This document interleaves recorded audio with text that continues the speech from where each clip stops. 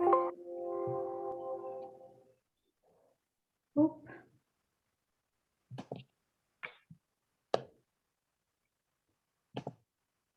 Oh, someone stopped recording. I'm not recording right now. Did someone start recording? Yes. Oh, I don't think it was me, but let me double check here. It's recording. Because we want to record once we start the program, right?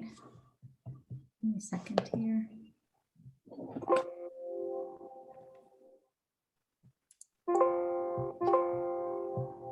All right.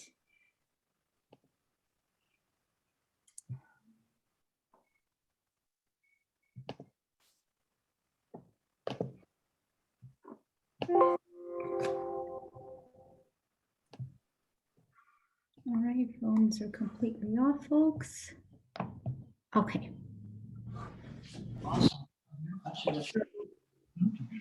Welcome, everyone. We'll be getting started shortly here.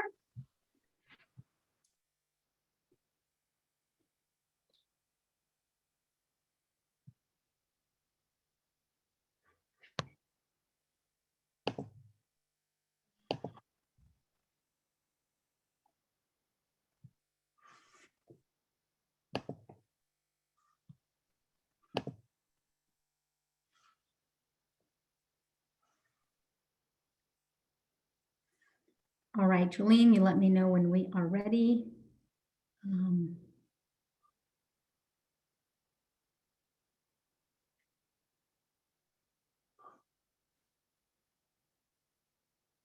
Sorry, we are ready. We're recording. We are ready. Fantastic. Welcome, everyone, to the California Department of Veterans Affairs Storytelling Series.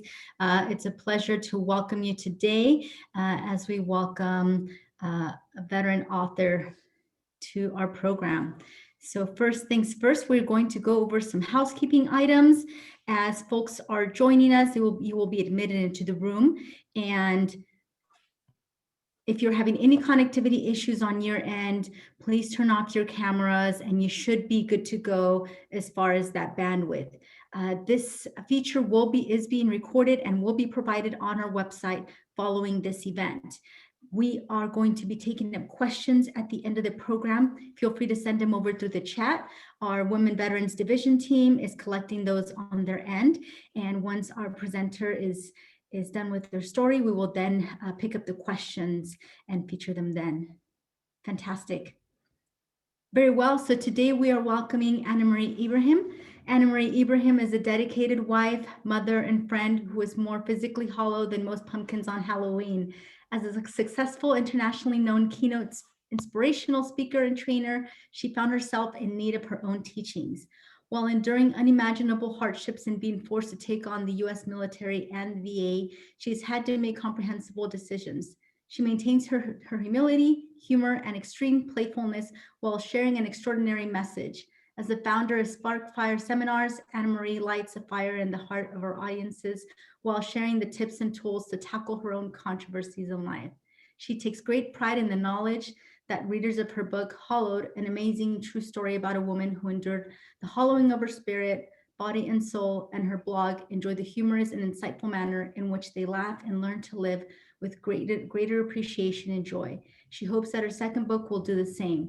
Anna Marie enjoys celebrating life with her husband and dog in her home in the Sierra foothills of California. She is truly a breath of fresh air and a force of nature. Now, folks, Anna Marie joins us as an Air Force veteran, and here she will tell her story. And please, we welcome all questions at the end of this segment. Anna Marie, it's a pleasure to welcome you. Thank you for being with us today. Thank you very much. Thank you, everybody, for joining. I know that a lot of my friends and people that I know on a daily basis are here. I appreciate your support. I am honored to be recognized by Calvet, especially during Sexual Assault Awareness Month. It's a tragic topic. Unfortunately, it's still going on and growing. And today is the first time I have ever shared my personal story. It's out there in the book. However, I personally have never been on stage. No matter where I'm traveling in the world, I haven't shared this until today for the first time with all of you. I want to thank Julene and Kochi and Cindy so much for your support in making this program available. Today, I'm going to be sharing some details with you about my experience in the Air Force and afterwards, as well as the tools that I use. Notice I didn't say used, I say use, because I use them on a regular basis. PTSD to me is like grief. It's not something that you get through. It's something that you learn to live with. I'm going to be sharing all those tools with you today and answering your questions at the end. So make some notes so that you can ask me, and I will open them up. I'm going to hopefully share with you a better understanding of trauma. Trauma isn't only from a sexual assault. Trauma can be through the loss of a loved one. I know that a few of my friends out there just recently lost their mates in a very tragic way. So the tools that I'm going to be sharing with you will also help you in learning to cope with trauma and how to get through the phases of it and live with it. We raise our children and we say, oh, as soon as we get them through diapers, everything will be great. Well, as soon as I get them through elementary school or out in college, things will be calm. That isn't the way it is. Learning to live with the changes that you're going to have, because life is fluid and we have ups and downs throughout. So I look forward to hearing your responses at the end, at where you felt that you could share with me. I recently went to a doctor, and it was a follow-up from a surgery that I recently had. And in that follow-up, he said, you know, Anna Marie, I read your books and I'm a little surprised. And I said, okay. He said, how can you do it? How can you be so exposed and tell everyone of the rawest moments of your life? He said, I'm a very private man and I don't want anyone to know what's gone on in my life. I'm curious why and how you do it. Well, I'll give you this next demonstration and hopefully you'll understand. From you over there in the corner of the room, could I have a dollar bill? Yes, please, $1. Thank you very much. Okay, and over there, you, could I have a dollar bill from you? Okay, thank you. Now I'm gonna take your dollar bill and I'm gonna give it to her. And I'm gonna take yours and I'm gonna give it to him over here. Now, I'm curious, are you any richer because of that exchange? No? But if that had been one idea on how to make life better, one idea on how to overcome adversity, one idea that shared love, and you had traded it like that, would you not be more rich, more valuable because you shared that? That's why I wrote my book. That's why I'm here today, is because I know and I believe in my heart that I'll be able to impart to you an idea to make your life more rich. And to me, that is why I live the way I live. It's like mentoring. When you are a mentor to someone and you give of yourself, that $1 grows to hundreds and hundreds because you'll get back so much more. That's why I am comfortable in opening myself up and telling you what happened, what transpired, and how I fought like hell. And even as recent as yesterday, I'm still working with the VA, getting my benefits that I am due, and getting them to help right a wrong and help others. My story begins back in 1977. No, there was no Me Too movement back then. I went into the Air Force. I dropped out of college. I was at Sac State, and I went to the Air Force into a field called life support. And what life support was packing parachutes and, just as it sounds, life support equipment for the Air Force. I went and did my basic training at Lackland Air Force Base.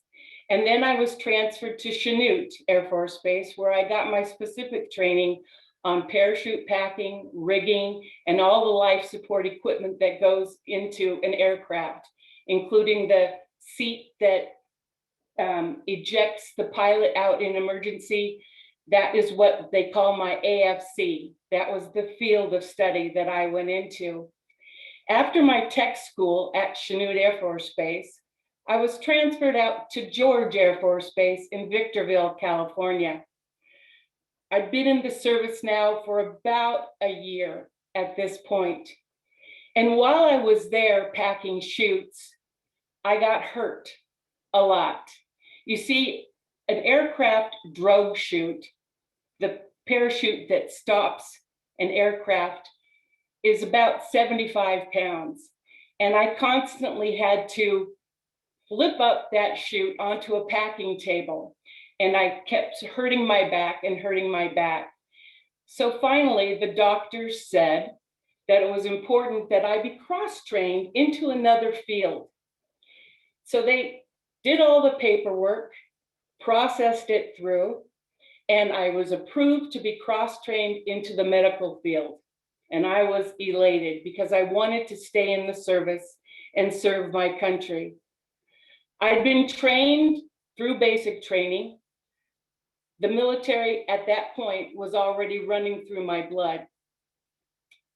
The day I received my notice that I was approved to be cross-trained, I shared it with everybody that I could talk to. Guess what? I'm excited. I get to go and be in this other field. I'm not going to be hurt anymore. And so that night, I left my barracks and I walked down to a community center.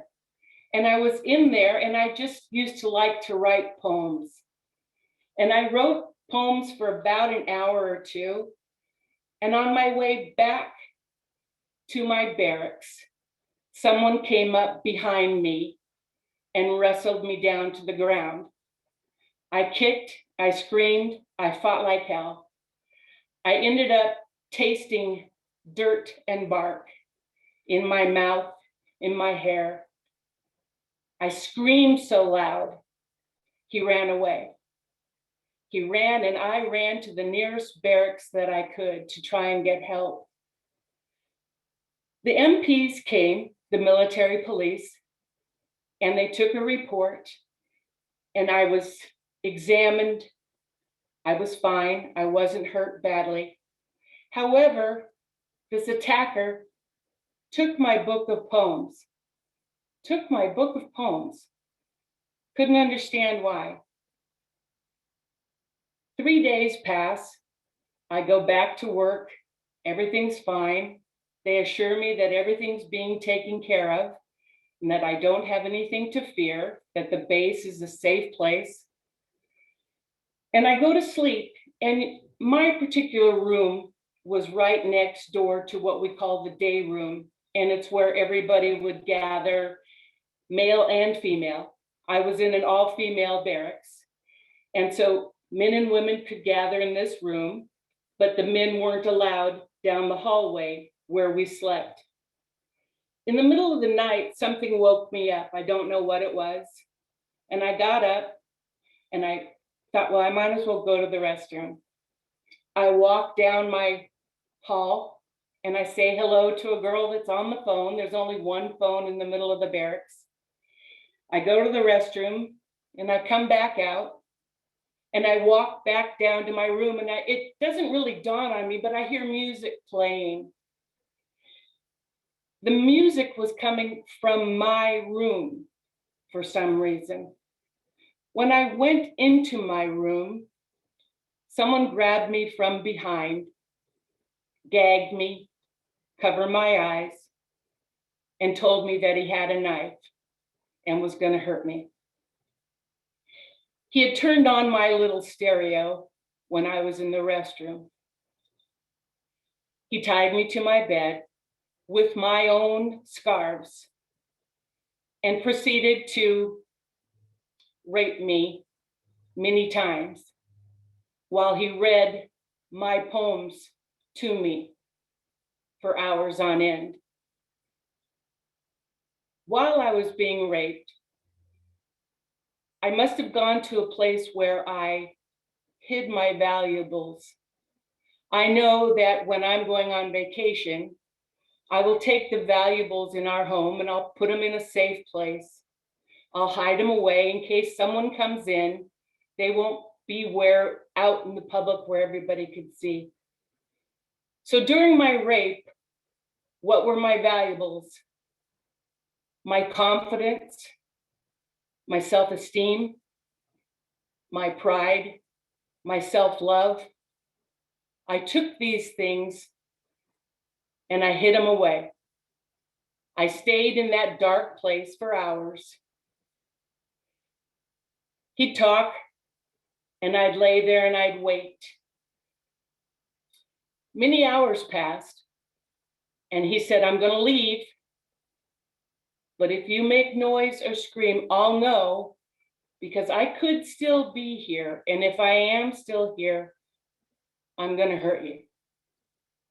So I laid there and I waited and I waited. It must have been early morning. I couldn't see the light. I couldn't free myself from my bed.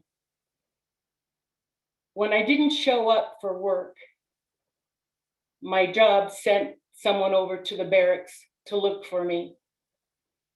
And I heard them burst open my door.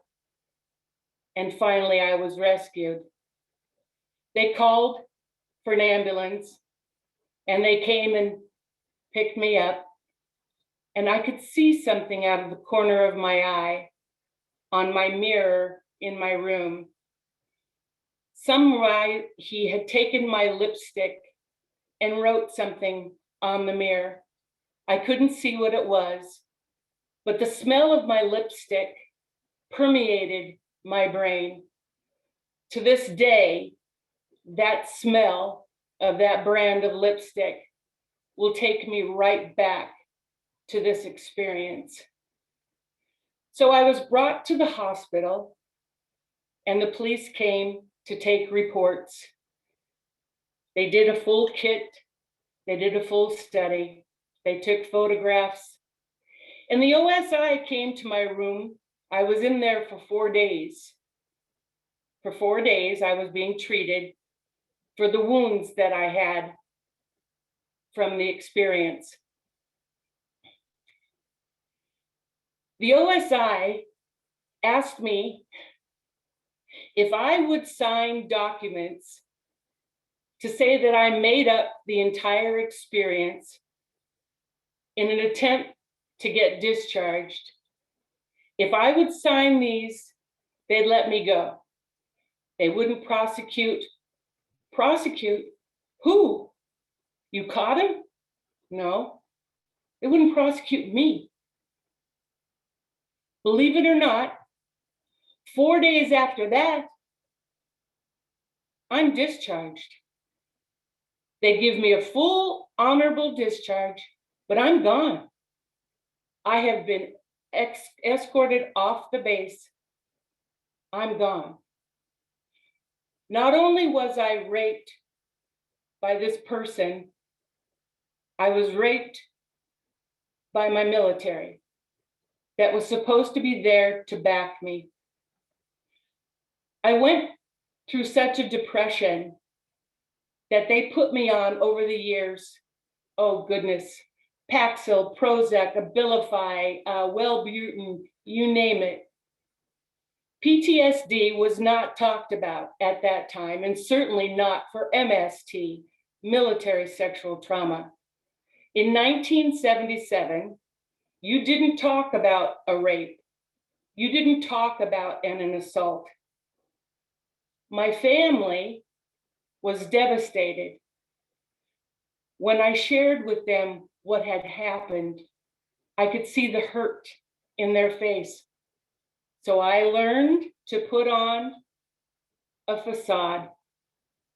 I hid my pain because my family and loved ones needed me to be happy. Happy Anna Marie, but I wasn't. Underneath, I was a mess. Depression was like a dark snake. I applied to the VA right away after being discharged to get some help, to get some counseling. I immediately received a response saying, "You can't get benefits because you were never raped. You were never assaulted. None of this ever happened." And so my parents said, "Anna Marie, just let it die." And that's what you did back in 77. You just didn't talk about it. I feared at that time that when people looked at me, they looked at me like I had done something wrong. If I tried to go on a job interview, I was asked, "Well, how old are you?" I was 19. "Do you have college?" "Yes, I went to Cal State U." "Were you ever in the military?" "Yes." "What type of discharge do you have?" "Honorable." So in their minds, they're thinking I served 4 years, which I didn't. They're adding up and going, "Wait, you got out of high school when you were 18. You're 19 now. You're lying." And so I had to face that at every turn. But what was the most heartbreaking was my family. I grew up in a very strong Christian home, very European standards, and you were strong. You just didn't show your weakness. Therefore, I had to shove everything I was feeling down. Just as I told you, when you go on vacation, you tuck your valuables away. Well, sometimes have you ever come back and forgotten where you put them? That's what happened to my self-confidence. That's what happened to all the values that I had about myself. The pendulum swings when a woman has been raped. One side of the pendulum is you don't want to have intimacy or be close to anyone. The other side of the pendulum is you will have sex and want to be with anybody that will love you. Experiencing both sides of the pendulum also messes with your brain. You see, in a trauma, your brain secretes chemicals, and it makes this path that records what happens in this trauma. And when you get triggered again, this path becomes a groove. Now, in my training, I teach something known as rut breaking, RUT. That's a repetitive, unproductive thought. And it's easy to grind this rut. It's easy to lose your self-confidence when you feel you tried to serve your country and they left you, they abandoned you. Thankfully, I met a man several years later and had a good life. However, the trauma of rape stays with you if you don't treat it. Because the military denied me benefits, I had to go out wherever I could to get counseling. And mind you, always come back home to my parents and my family. Everything's fine. No, I'm doing well. Some of you might be experiencing crisis now, and you put on that face and pretend everything's just fine, thinking that's what they need to see from you. Well, if you don't use the right tool to repair something, you can do more harm. I know that if I'm trying to hang a picture up, if I'm in a hurry, I'll typically grab my high heel and hammer the nail into the wall. Some of you might be able to relate to that. I'll leave heel marks on the wall because I didn't take the time to get a hammer that would have done the job the right way. By not getting the proper counseling that the VA has available now, I did more damage to myself over the years. I learned how to be a master at lying. I felt like I was a hypocrite when I was on stage trying to motivate people. Some of you might feel that way too, pretending everything's just good, just fine. Even some of the trauma, what we're going through with COVID, we have these effects that you have to address and deal with it the right way, using the right tool, getting the right resources, learning to share with others. As the years go by, I changed my job about once a year. I changed the industry in which I worked in once a year because I didn't want to be found out. I didn't want people to know that I was damaged goods because that's how I felt. When you have a child, you reward good behavior with loving responses. When they are bad, they get punished. Well, during my rape, I felt I was being punished. I didn't know who was doing this to me. I never saw his face. And then when the military ushered me out 4 days after my release from the hospital, I was being punished. Well, if I'm being punished, I must have done something wrong. I'm bad. It's taken 44 years to truly understand that I did nothing wrong. So when you meet someone that has experienced trauma and yourself, take a moment and think about how they are processing their own self-belief. Fast forward now to 2012. My husband and I lived in Solano County, and there was an event going on at the local community center, and the veteran service officer from Solano County was having an event where if you brought your DD-214, a DD-214, for those of you who aren't in the military or don't know about this, it is a form that anyone and everyone that is discharged from the service has to have a DD-214. And it has all the codes and everything on it that you need for all your future benefits, your employer, everybody. You will always have to have that DD-214. And what this event did was, if you brought your DD-214 to this event, they're going to issue you a discount card, and you'll get 10% off most of the local merchants like Lowe's, Home Depot, and all of these other local stores. It was great. So my husband and I hopped in the car. I find my DD-214 that's been neatly folded. The two of us go to this community center. Now it's, as I said, it's 2012. And the last time I'd been involved with the military and so forth, remember, wasn't a good experience. But I went with him. We get into this event, and there are some men sitting at this table, and tables are shaped in like an L. And I hand the first gentleman my form, and he looks at it and he starts reading it. He stamps it and he hands it to someone next to him. He reads it and they're looking up at me and they're talking back and forth. They hand it to the next man, and I finally get to the very last man in the line. He's the senior veteran service officer. In the book, I call him Ted. Actually, I call him Tom. His real name is Ted.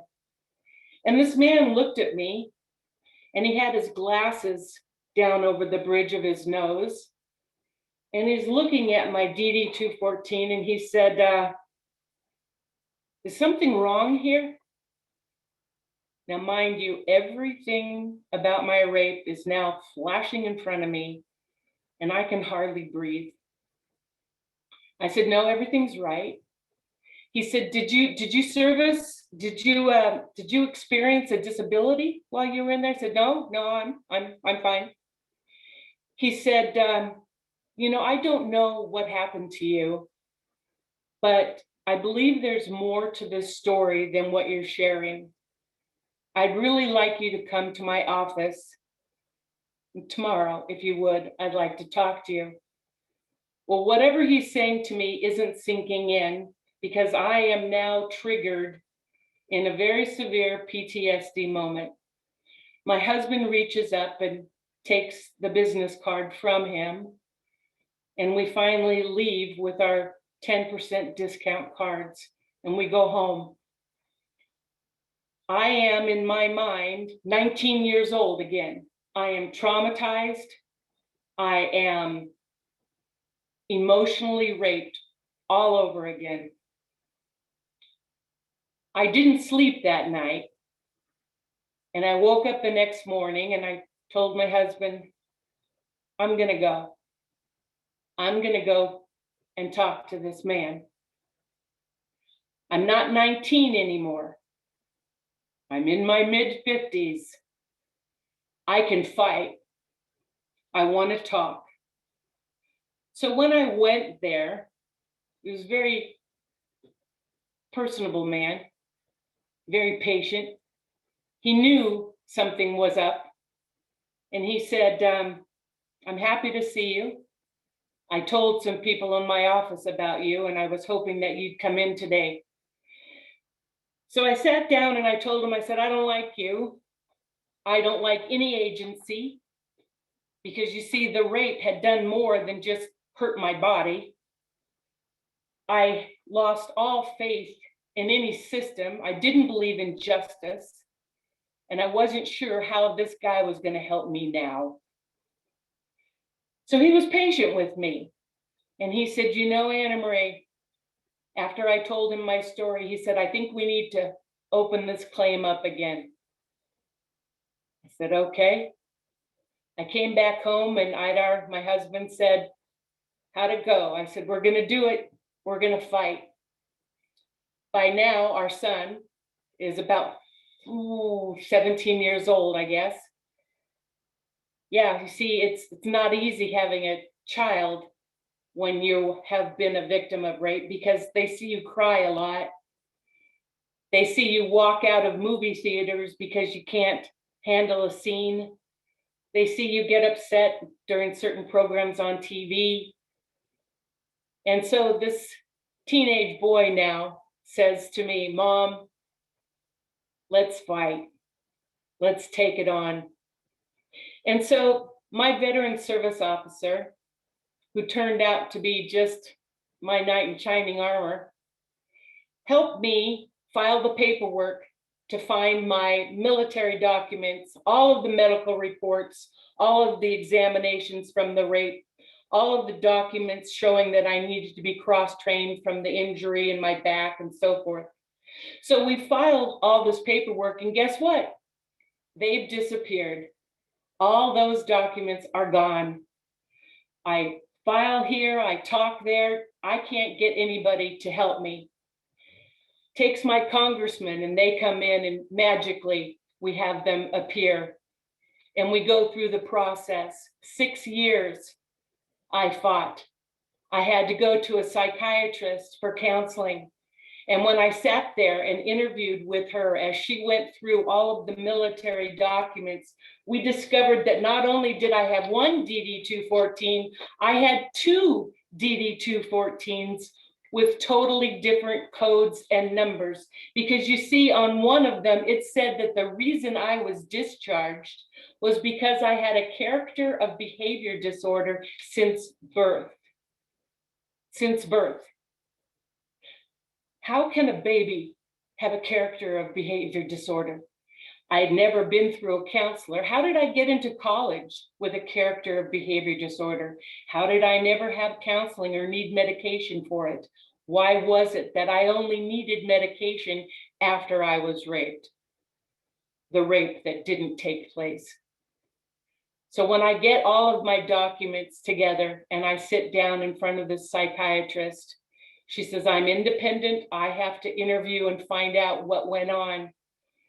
She says, you have provided me with more documents than the Air Force did. Also, in the margins of all of my medical exams, someone had taken another pen and written in the margins, possible rape, possible this, possible that, trying to change the information that was on there. Now I'm mad, madder than hell. So that's another reason why I'm able to fight. I like to do a demonstration now. I have a pretty piece of fabric here. I think it's pretty. I don't think anybody would object, would you, if I put this on the floor for a little while?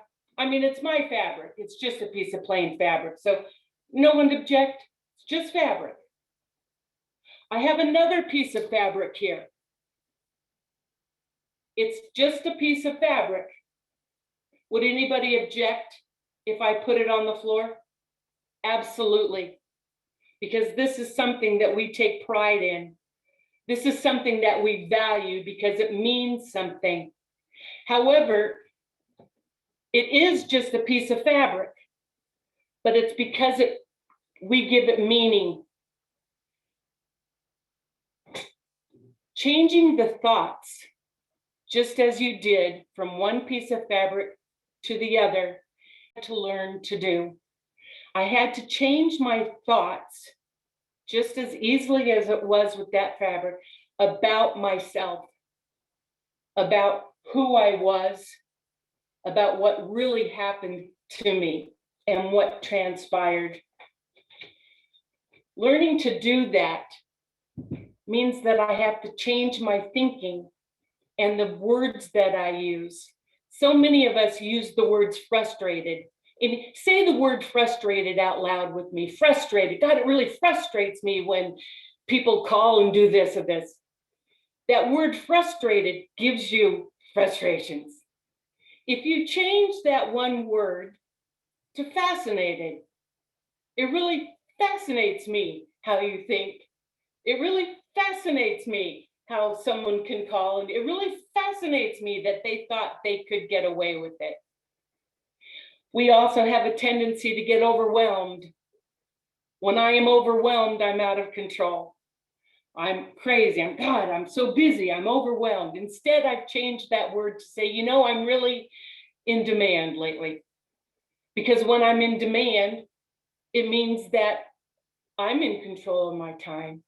It means that I value what I can do. Take a look at the words you use.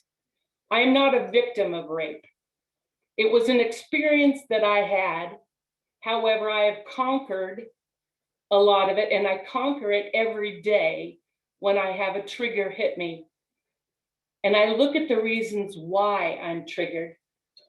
I have to look at what I can do and not what I can't. I like to use this demonstration. I have a bowl full of puffballs. And if you were here, I would take two of you up front, and I'm going to give you an instruction that says, I want you to transfer certain color balls into this other ball. And I would have the two of you stand up here, and you would each have a bowl full of balls. And I'd give you a piece of paper with instructions, and I'd say, go. And the first one that is finished transferring the right color balls wins a prize. So go. And I have one lady, she's up there and she's transferring the right color. She's got all of her balls transferred. And I say, time up. And the other person is standing there and has only done very few. They've only got one or two.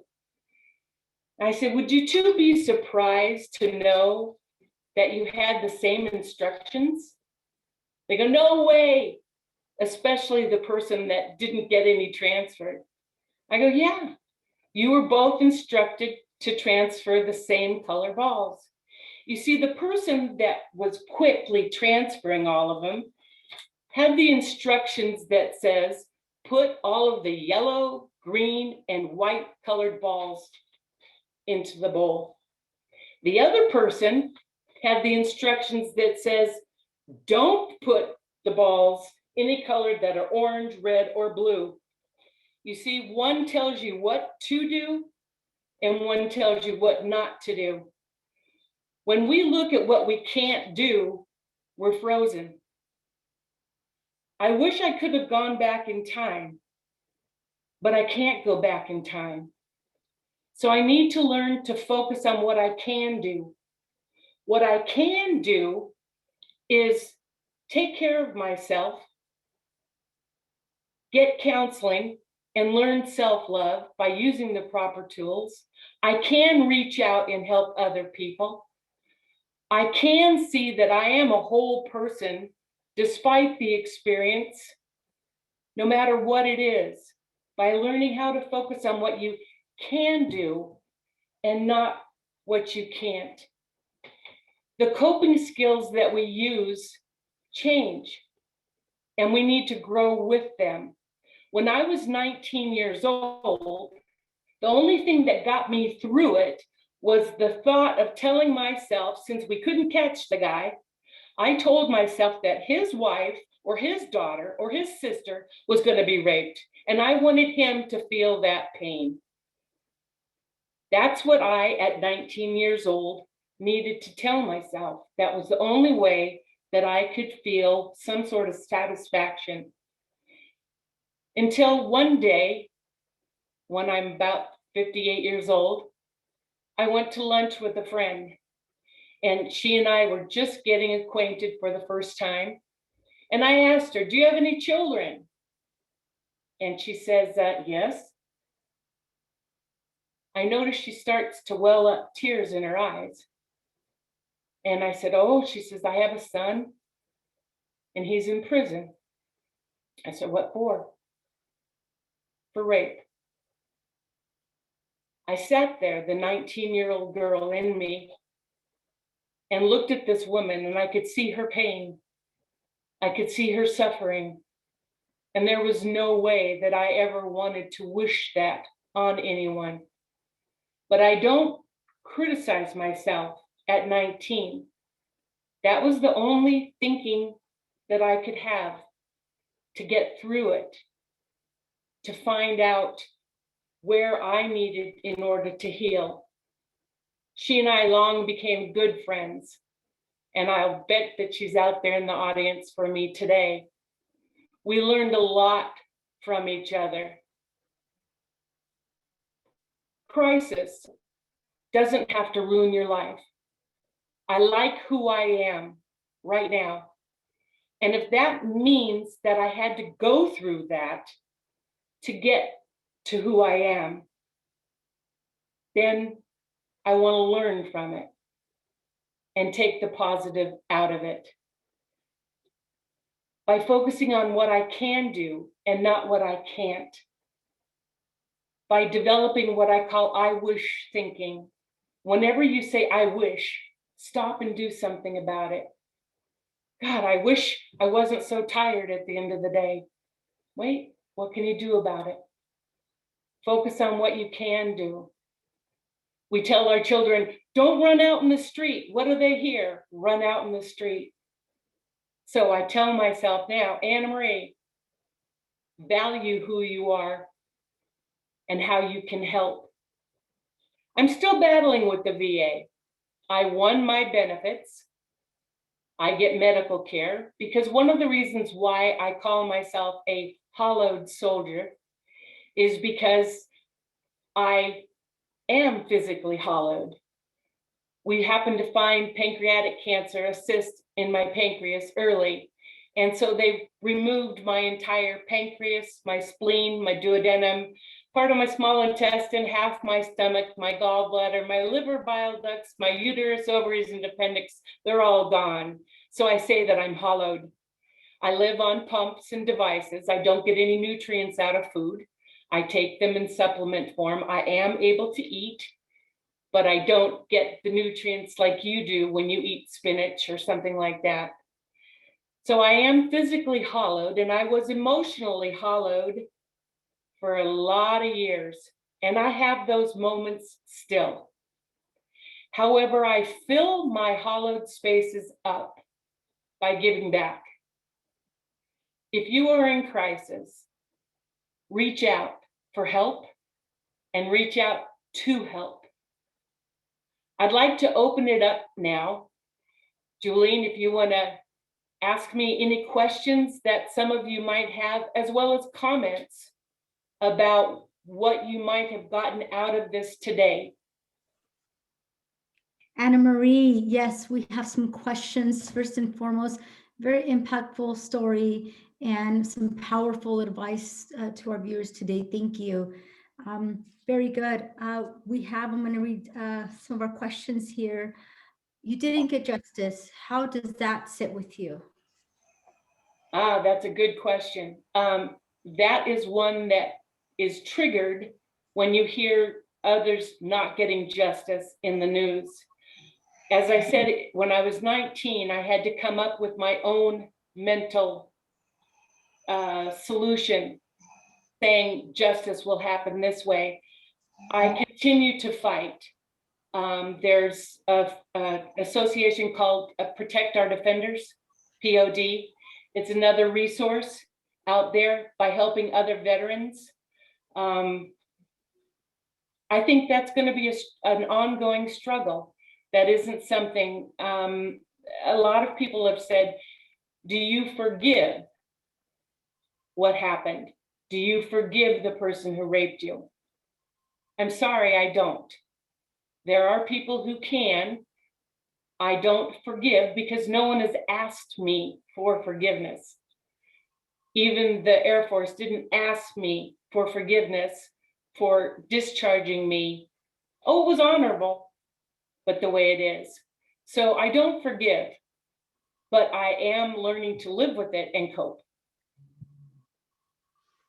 Very good. Our next question is, what caused you to start finding your benefits, and what is a CVSO? Okay, what caused me to start my benefits is when you are discharged, you are informed of how the Veterans Service Officer, or there is in your county, there are Veteran Service associations or offices in your county offices that are there to help you. These people, men and women, will take the time to help you file your paperwork, discover what benefits you are eligible for, whether you've been injured or not. There are services out there, and you need to go to your county offices and find them. You can find them on the internet as well. Very good. Our next question is, how did you connect to your congressman and how did they help? Great question. Thank you. I connected with my congressman, who was Garamendi. I literally went to the office and told them that I was having difficulty in reaching out and getting my medical records. They helped me by reaching out also, saying this woman, this veteran, is trying to find her medical records, and she's filled out the proper work, all the proper forms, and she's not getting any action. Why is that? Then throughout my filing of the next 2 years, which it took for the first hearing, I would receive a notice from the VA saying, you didn't fill out this form or you didn't fill out that form. I was careful to always document the date, the time, who I talked to, when I mailed something. I always sent everything, return receipt. So when I received notices that I didn't send it, I reached back out to my congressman's office, and his staff literally got on the phone, called the VA, and said, I'm looking at this form right here, and it was dated such and such, and I have the return receipt that you had it. They fought for me, and they helped me through that. Very good. How do you have two DD-214s with one having a personality discharge? Did you go through the upgrade process? Who did you go through and how long did it take? I have not gone through the upgrade process yet. For those of you who aren't military, an upgrade process is a procedure which you can do. And again, your VSO is your best resource to help you with this. It's a form that you fill out and you challenge and you get a hearing on saying, listen, I don't have a character of behavior disorder. I had a hearing this last December during COVID, right here on my kitchen table. I've been waiting 6 years to finally get a hearing, and I received a notice, and guess what? It's going to be in 2 weeks. So I was sworn in, and the judge asked me questions about why I didn't get benefits in 1978 when I originally applied.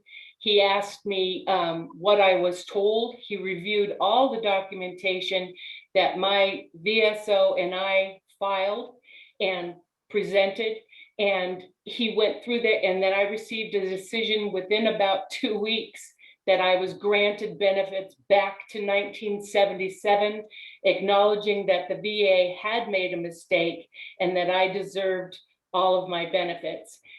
They paid me back to when I originally filed in 2013 at a certain percentage.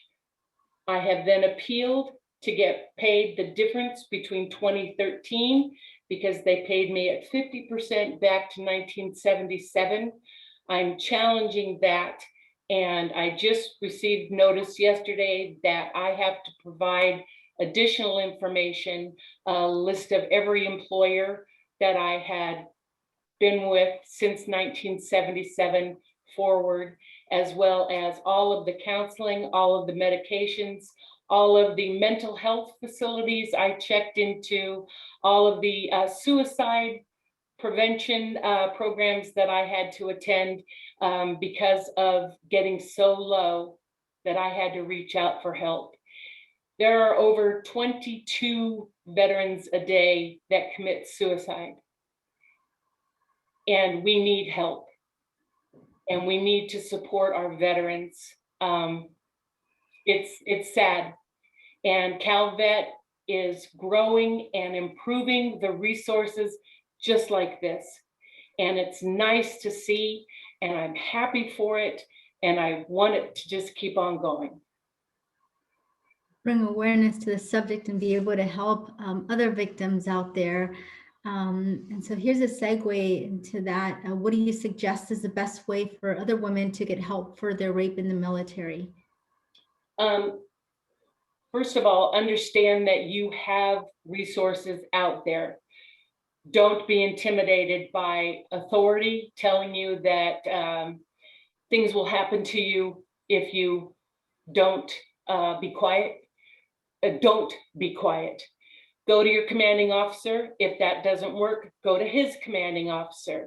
Reach out to all of the services that I believe, Coach, you guys put out there for people to see for help.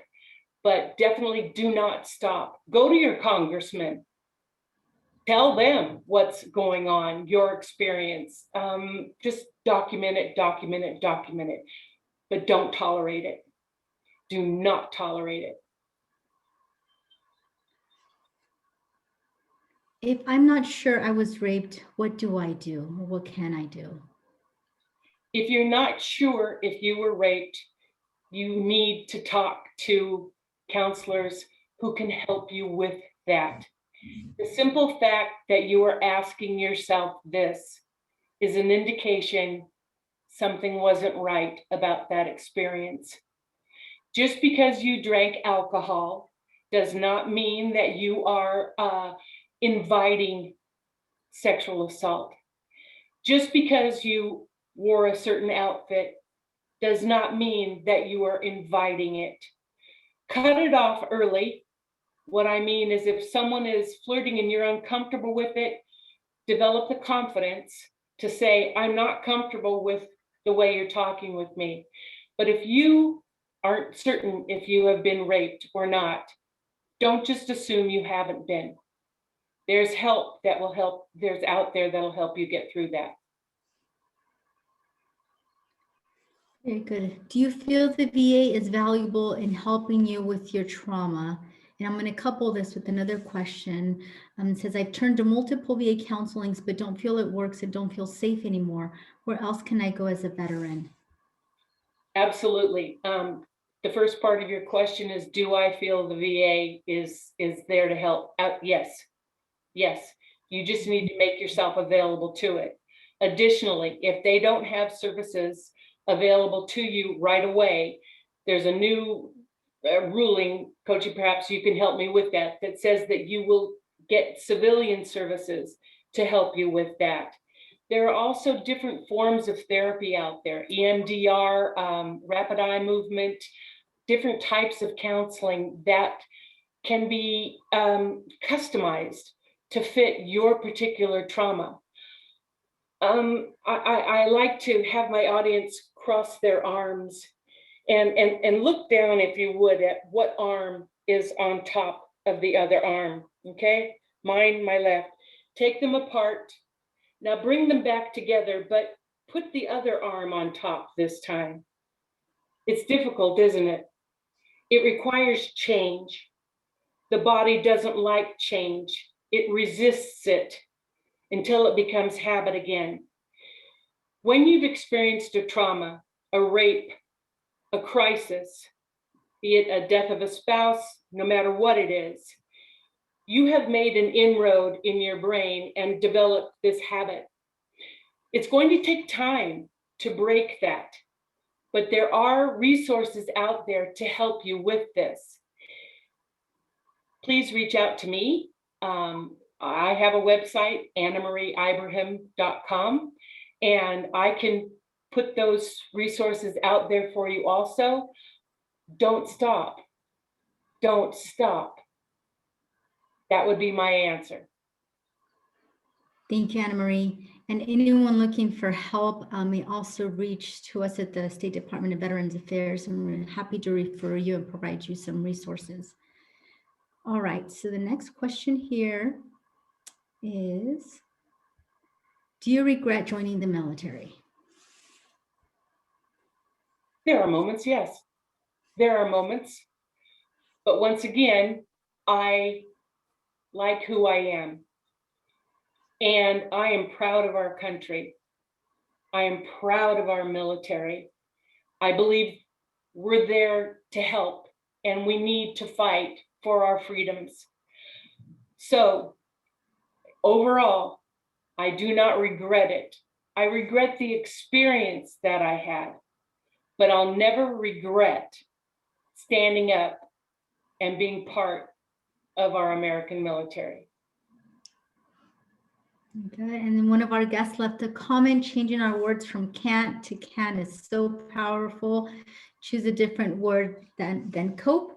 Coping is just existing. What word works for you to go from existing to thriving? The word is will. I will do this.